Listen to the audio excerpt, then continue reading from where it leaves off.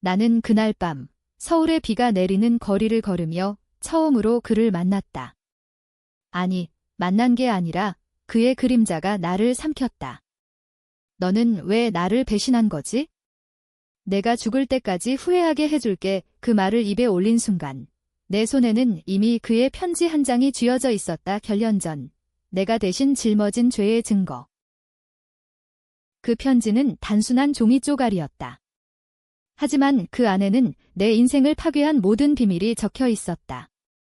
나는 유진이었다. 25살의 평범한 피아니스트, 서울의 작은 콘서트홀에서 밤마다 손님들을 위한 선율을 흘려보내는 여자.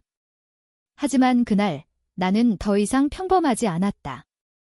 10년 전 내 가장 가까운 오빠, 준호가 범한 범죄 회사 돈을 횡령한 혐의를 내가 대신 뒤집었었다. 왜? 그는 내 가족의 유일한 희망이었고 나는 어리석게도 그를 믿었다. 감옥에서 나온 후 나는 모든 것을 잃었다. 직장, 친구들, 심지어 내 음악마저. 하지만 준호는? 그는 멀쩡히 살아남아 지금은 대기업 임원으로 승승장구 중이었다. 그 편지는 우연히 도착했다. 익명의 우편함에 떨어진 그것은 준호의 필체로 시작했다. 유진아, 미안해. 하지만 내가 희생한 게 다 헛수고였어. 나는 이미 그 돈을 돌려놓았고 이제는 더 큰 걸 가졌어. 더 큰 거? 그게 뭐지? 편지의 끝부분에 붙은 사진 한 장. 준호가 내 감옥 시절 동안 결혼한 여자, 그리고 그들의 아이. 그는 나를 버리고 새 삶을 시작한 거였다. 배신의 칼날이 내 가슴을 파고들었다. 나는 울지 않았다. 대신 복수의 불꽃이 타오르기 시작했다. 다음 날 아침, 나는 그의 사무실로 향했다. 강남에 번쩍이는 빌딩, 유리창 너머로 보이는 그의 미소. 나는 비서에게 준호 대표님께 드릴 선물이 있어요 라고 속삭였다. 선물은 그 편지였다.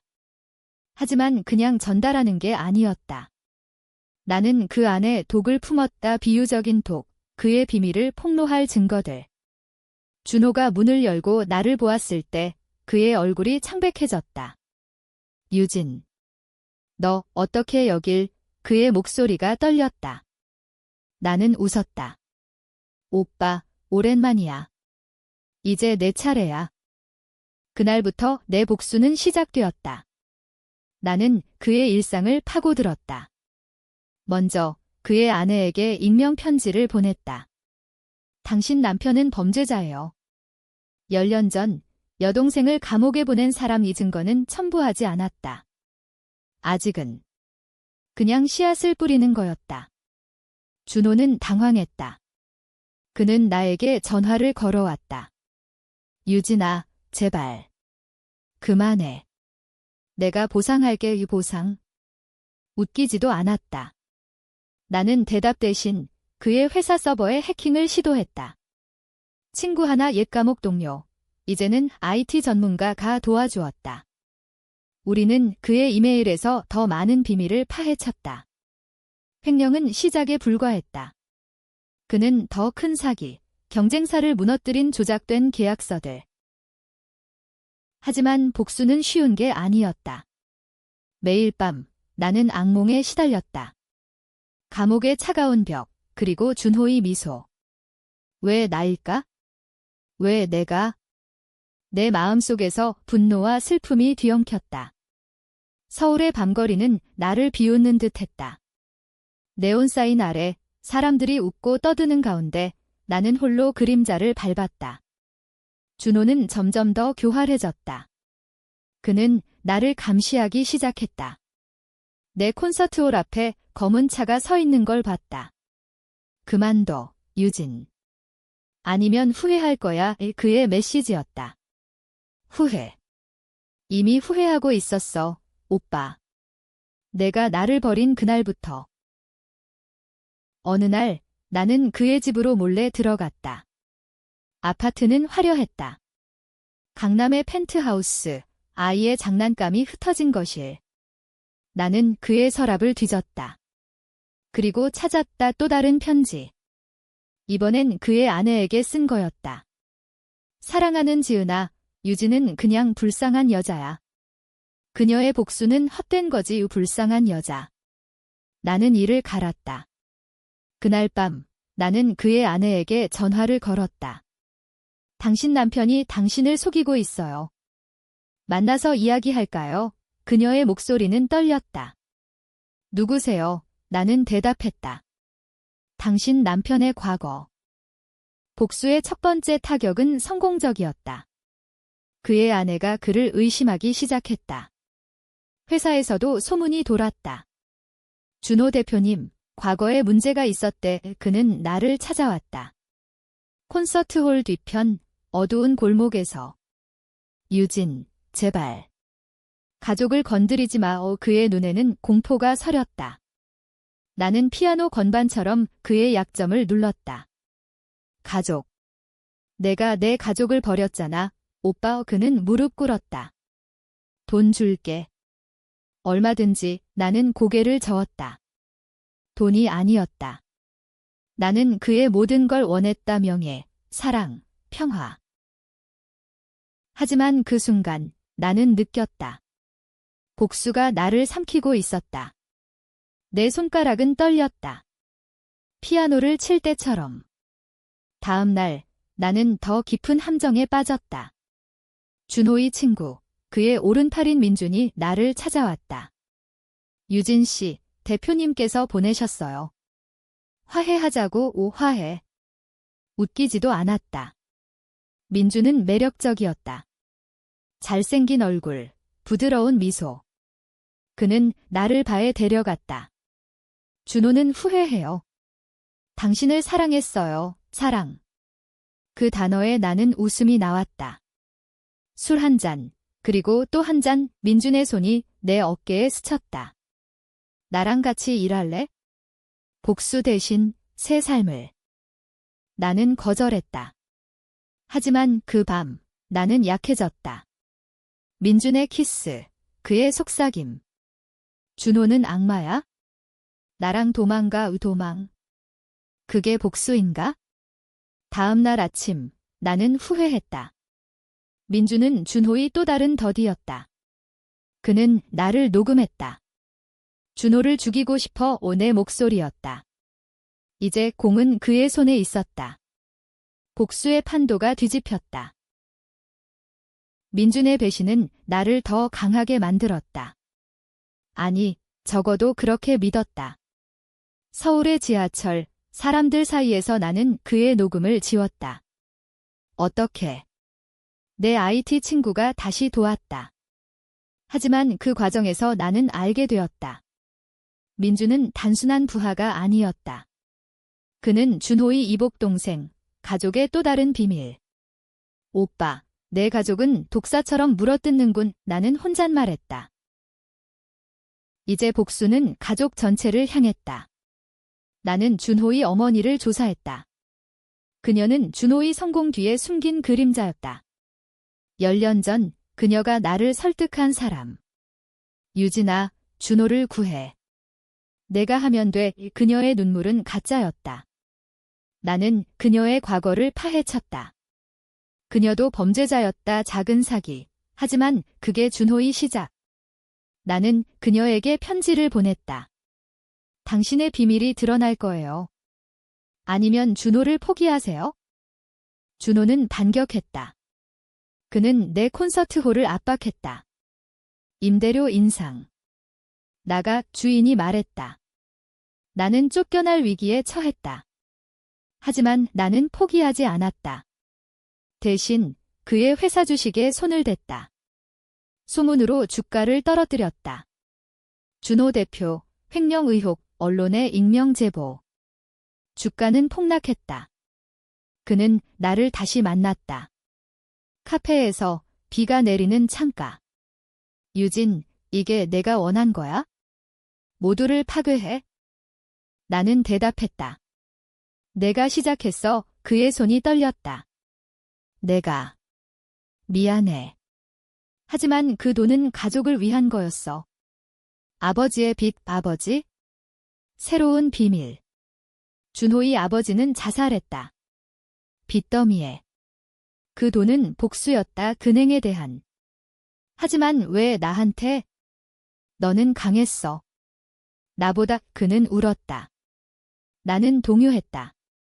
하지만 너무 늦었다.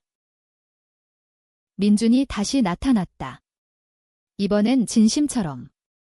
유진 씨, 나랑 같이 준호를 무너뜨리자. 그는 증거를 가져왔다. 준호의 장부. 우리는 동맹이 되었다. 밤새 계획을 세웠다. 그의 아내를 설득, 어머니를 협박, 회사 이사진을 매수. 하지만 민준의 눈빛에 의심이 스쳤다. 그는 정말 내 편인가? 한 달 후, 첫 번째 성공. 그의 아내가 이혼을 요구했다. 당신은 괴물이야. 뉴스에 실렸다. 준호는 무너졌다. 그는 나에게 왔다. 유진, 끝내자. 내가 감옥 갈게. 감옥. 그게 복수인가? 나는 망설였다. 하지만 민준이 속삭였다. 아니, 더 가야 해. 그날 밤 나는 피아노를 쳤다. 슬픈 멜로디, 슈베르트의 겨울 여행. 손님 한 명, 어두운 남자. 그는 준호였다. 아니, 비슷한 사람. 그는 요청했다. 슬픔에 젖은 곡을 나는 쳤다. 그의 눈에 눈물이 고였다. 고마워. 내 음악이 나를 구원해. 구원. 아이러니했다. 민준과의 동맹은 독이 되었다. 그는 준호의 비밀을 더 파헤쳤지만 동시에 나를 이용했다. 유진, 내가 준호를 죽인다면 모든 게 끝나. 죽인다고? 나는 거부했다. 복수는 파괴가 아니야? 정의야. 하지만 정의란 무엇인가? 서울의 법정에서 10년 전 나는 정의를 배웠다. 무죄가 아니었다. 유죄, 대신 짊어진 죄. 준호의 회사는 파탄 직전이었다. 이사진이 그를 해임했다. 그는 거리로 나왔다. 나를 찾아, 작은 찻집에서. 유진, 내가 이겼어. 이제 만족해. 그의 얼굴은 초췌했다. 수염, 움푹 파인 눈. 나는 동정심이 들었다. 아니, 오빠. 아직. 나는 그의 마지막 비밀을 꺼냈다. 아버지의 자살, 그게 횡령의 원인. 하지만 그는 웃었다. 그게 다가 아니야? 아버지는. 내 아버지를 죽였어. 충격. 내 아버지? 교통사고로 죽은 줄 알았던. 준호가 고백했다. 아버지의 빚, 내 아버지가 빌려준 돈 갚지 못해. 사고를 꾸몄어. 가족 간의 배신, 더 깊었다. 나는 무너졌다. 왜 나한테 안 말했어? 그는 대답했다. 말하면 내가 무너질까봐. 민준이 개입했다. 그는 준호를 위협했다. 형, 이제 끝이야. 하지만 그 순간, 티스트. 민준이 총을 꺼냈다. 유진, 이게 내 복수야. 총. 나는 소리쳤다.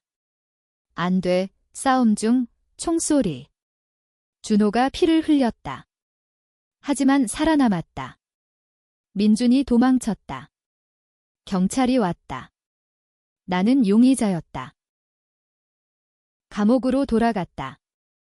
아이러니. 이번엔 진짜 죄의하지만 준호가 증언했다.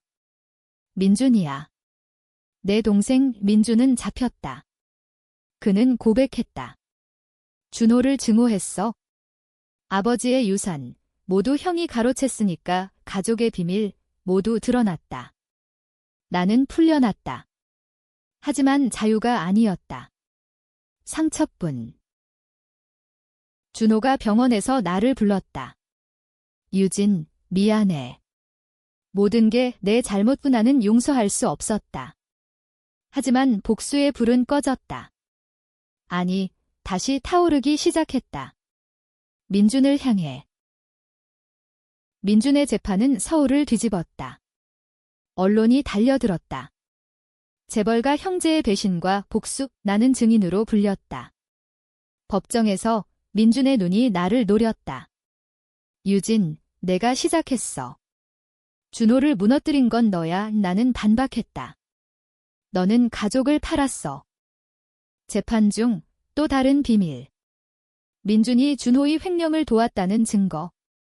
그는 더러운 돈으로 자신의 사업을 키웠다. 준호는 무너졌지만 민준도. 형제는 서로를 물어뜯었다. 나는 지켜봤다. 복수의 피라미드 꼭대기에 내가. 하지만 나는 피곤했다.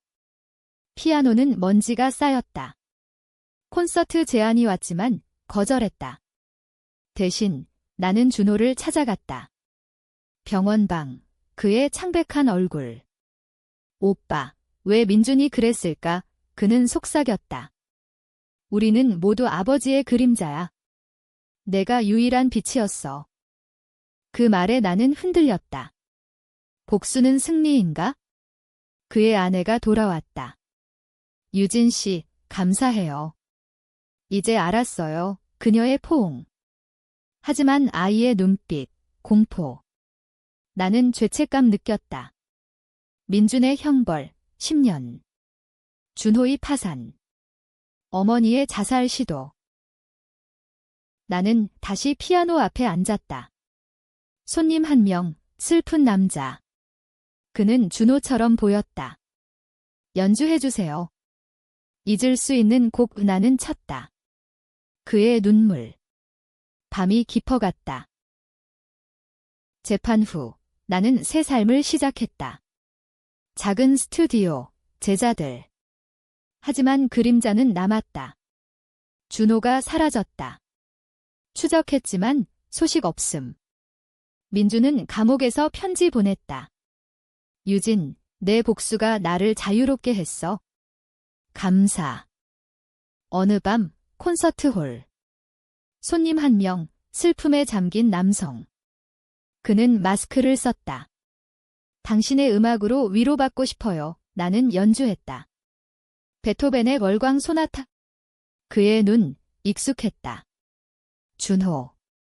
아니, 비슷한 슬픔. 연주 끝, 그는 대화를 청했다. 당신은 강해요. 나처럼 그의 이야기 배신당한 사업가, 가족의 그림자. 나는 공감했다. 하지만 마지막 순간 그의 마스크가 벗겨졌다. 준호였다. 유진. 아직 살아있어? 충격. 그는 자살 시도 후 새 신분으로 살았다. 복수를 끝내고 싶었어. 내 음악으로 트위스트. 그는 이미 죽었다. 아니, 그의 영혼. 아니, 환각. 아니, 그는 살아있었지만 내 마음속에서 죽은 사람. 나는 울었다. 오빠, 왜? 그는 웃었다. 내가 용서할 때까지 우리는 포옹했다. 복수 끝, 용서 시작. 하지만 독자여, 누가 옳았을까? 배신자, 피해자, 모두. 서울의 새벽, 비가 그쳤다. 나는 피아노를 쳤다. 영원의 선율.